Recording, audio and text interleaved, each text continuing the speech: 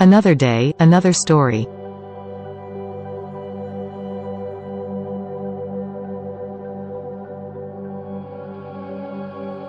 We discovered in this lesson that our emotional responses go far further than our thoughts.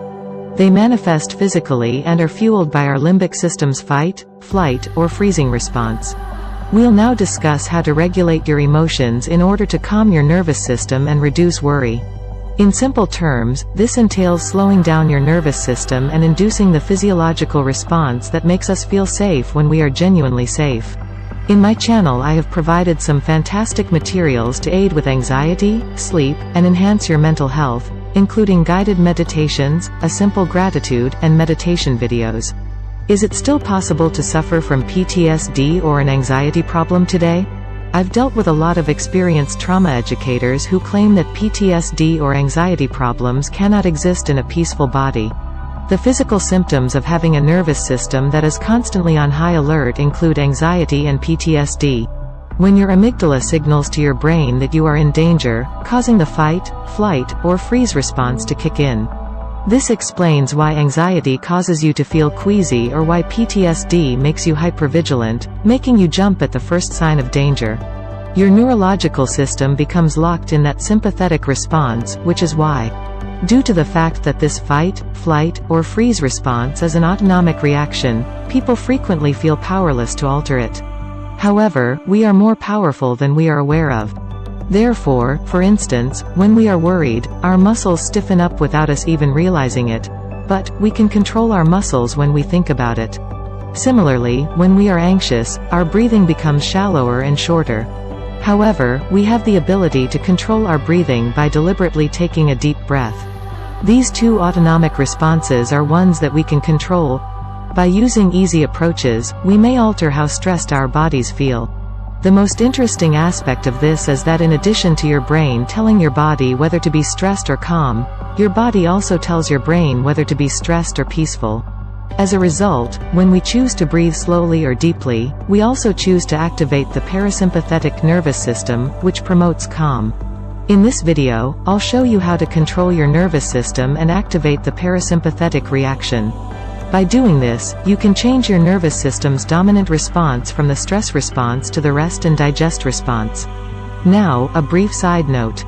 Many people are familiar with relaxation techniques, which involve stopping what we are doing, taking a break, and engaging in something that requires a lot of our concentration. So, for instance, relaxing techniques, such as do some physical work which help you to relax your brain. For example, go for a walk, do light body movement. However, they are challenging to apply every day. I mean, even the healthy ones are challenging to do every day. Watching TV and reading books are obviously quite simple. They may, however, be a sort of avoidance that results in issues down the road. So sometimes we think that when we work, we must also feel stressed, isn't that right? When we are at work, we must emphasize that these two are intertwined and that leaving the office is the only way to unwind. Having this perspective on a circumstance makes one dependent on avoidance. Remember from part 4 that avoidance causes us anxiety? We create a sense of powerlessness when we attribute our stress to external circumstances. Therefore, if you think, I'm stressed because of my job, you could think, the only way to get rid of this stress is to quit my job or just work my way through it. There is another way to think and behave. We can educate our bodies and minds to distinguish between the situation and the appropriate action. To illustrate this, let me use the example of being stressed out because I continuously feel in danger. This can assist you in lowering the stress response at work when I receive feedback at my job. In the parts on generating safety and perceived danger, we'll discuss a lot more about this, our perspective on danger. But when we do, it's the conviction that something bad is about to happen to us. We're worried about that even though we're safe. Then you have some room to adjust how you view your job as a result. Therefore, if you experience a significant stress reaction as a result of your work review, you may be able to alter your perspective by telling yourself that there is no danger to your physical safety. I'm safe, I don't need to fend off a tiger right now. Thus, learning how to relax might occasionally backfire. They are valuable and helpful. However, we can focus on developing our self-control while continuing at our jobs. While we're shifting our perspectives, right? self-regulation techniques, in contrast to relaxation techniques, are things we do while carrying out a task to maintain the balance of our nervous system. We can practice them throughout the day and while carrying out virtually any activity, and they help to reduce stress and fatigue by keeping our nervous system calm while we are active. In essence, the aim of self-regulation is to connect a relaxed body with a mindset that says, "I am safe right now," which keeps us calm, clear-headed, and focused. Therefore, practicing this leads to relaxed vigilance. When we're calm, we're better equipped to make value-based decisions rather than being reactive. Let me share with you how I discovered this, shall we? I used to work at a facility for teenage females, and I loved it there. Although it was immensely fulfilling, I found it to be extremely stressful. I mean, every one of these girls had to deal with a lot, and I really cared about them. I always wanted to help them the best I could. Parent weekends, when the parents of these girls would fly out and spend 3 days with us while we crammed numerous individual, family, and group therapy sessions into the weekend, were one of the most stressful aspects of my job. I worked there for my first 2 years as best I could. During these weekends, I felt like I was running at work, you understand. I had trouble sleeping and was quite tense. I was under a lot of pressure and trying to fit as much intensity into my day as I could. I had no other options. I believed that if I cared about my profession, it was only normal that I would feel stressed, and that the only other option was to take a career that was uninteresting or unimportant. I believed that in order to perform well under pressure, I had to be worked up and wound tight. I really had no other option. Therefore, I simply kept going through this cycle of worry and tiredness. One day, I went to a symposium on treating trauma, which altered my viewpoint. The facilitator taught us how to cultivate a calm body while partaking in an intense activity by using many of the exercises I'm going to teach you in this chapter. I was able to supervise a parent weekend without being overly worried as I continued to practice these abilities. We continued to hold a ton of sessions over the course of a weekend because I still cared, brought a game, and was eager to be there. I was able to maintain more control over my body, though, by paying attention to and calming down my body's stress response. At the end of the day, I felt more energized and less worn out since I was able to think more clearly and drive home. Even though it remained difficult labor, it became easier and more fun. Again, it is a skill that can be learnt. It was Eric Gentry who schooled me in this. Being busy, engaged, or even watchful without causing our nervous system to go into overdrive. He instructs medical professionals, law enforcement officers, members of special operations, and PTSD-affected soldiers. And he instructs them on how to take initiative and, truly generate safety. This sensation, this sense of safety even in situations where there is actually a threat to one's life, and how to handle them without letting the stress response take over. We achieve this condition by combining a sense of safety, I know that no one is trying to harm me right now, with conscious awareness and muscular self-control. And when we do this, we carry out the same activities that, we previously thought to be demanding and stressful. Instead, we accomplish this while maintaining our composure. Now, in a previous video, I showed you how to use 4 techniques to tell your body to slow down and your brain to do the same. They are the Olva maneuver, deep belly breathing, softening your eyes, and yawning. And in my most recent video, I showed you how to shrug it off. Many of these are easy activities you can perform throughout the day to control your stress. I believe it's quite fantastic that your phone or smartwatch can also nudge you throughout the day to pause, take a deep breath, or go for a walk even while you're dealing with tough work. The more you practice getting calm, the more effective you'll become at it. Now, all these techniques can help your nervous system slow down, and it's like they're growing your calm muscle. The vagus nerve can now be stimulated through a variety of other activities, which also has relaxing effects. I'll thus teach you 4 more right away. So go ahead and rate your level of worry from 0 to 10 right now. This first ability is intriguing. The term tapping refers to the emotional liberation technique. So simply tap your forehead 7 times while being gentle. Do that once again just here, adjacent to your eye.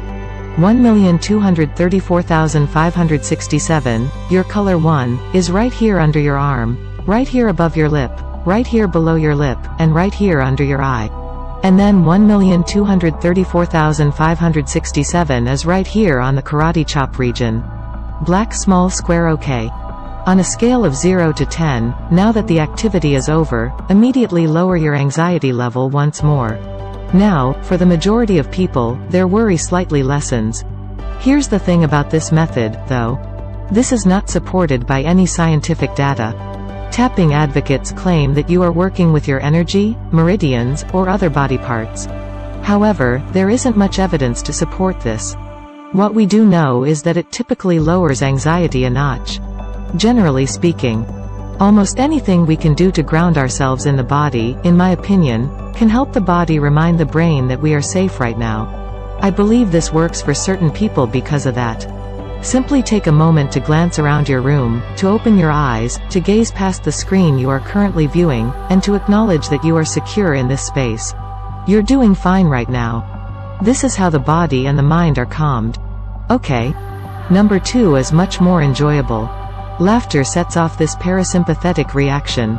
Have you ever observed how when someone narrowly avoids being hit by a vehicle or something similar, their innate ability to chuckle is the body's way of releasing the tension created by the fear response? So getting upside down or inverted is another method to chuckle throughout the day, if you have the opportunity to do so. Therefore, you had 2 options, a headstand or an in-table. This causes the heart to get blood, which slows down the heartbeat and may cause a relaxing reaction. Washing your face with cold water is another technique to elicit that parasympathetic reaction. The diving response is triggered, which reduces breathing and heart rate. There are a few additional excellent approaches to support a balanced neurological system. Undoubtedly, one of them is not multitasking. Do one item at a time, please. This is significant because your brain views multitasking as a danger. So, wherever possible, focus on finishing one task at a time. Mindfulness is yet another thing that is beneficial. This phrase translates to, be where you are, be present, and do what you're doing. And the reason for that is that we are physically protected 99.9% of the time. More on this will be covered in the following video. However, we perceive danger when we are unaware of our surroundings. Doing only one slow item each day can assist to activate the parasympathetic nervous system. So without doing anything else, stop to touch a dog, sit down, and sip some cold water. One slow thing per day is all. What else is advantageous for the parasympathetic reaction? The parasympathetic reaction, followed by the sympathetic response after an orgasm, and finally the parasympathetic system rebounds naturally during sexual activity. Therefore, sex can help you go through these beneficial nervous system activation and relaxation cycles. It's also crucial to pay attention to your biorhythms if you want to promote a healthy neurological system. This means eating when you're hungry, sleeping when you're exhausted, and exercising when your body signals a need. Hugging someone you care about is a pretty effective approach to cause that parasympathetic reaction. Therefore, hugs signal safety to the brain, which produces oxytocin, which reduces blood pressure and heart rate and dampens the stress reaction. Stretching can also do this. Therefore, when we relax our muscles, our brain receives a signal to do the same. Therefore, try one of them straight away. I'm going to stretch for a moment.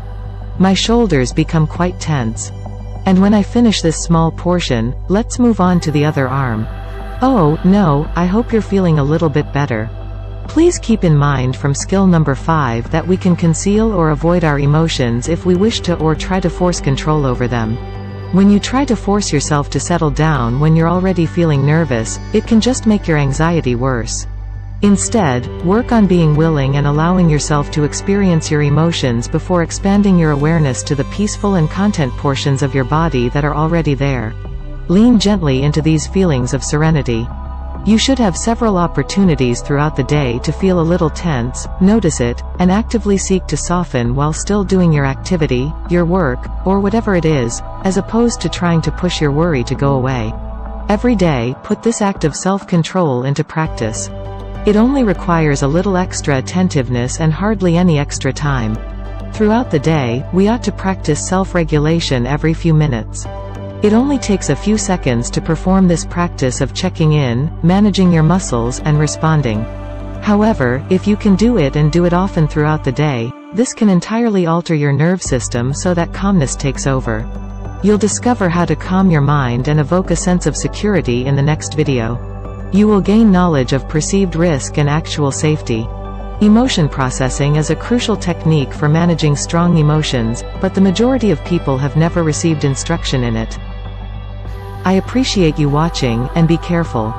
Thank you for watching. If you like the video, please hit the subscribe and like the button.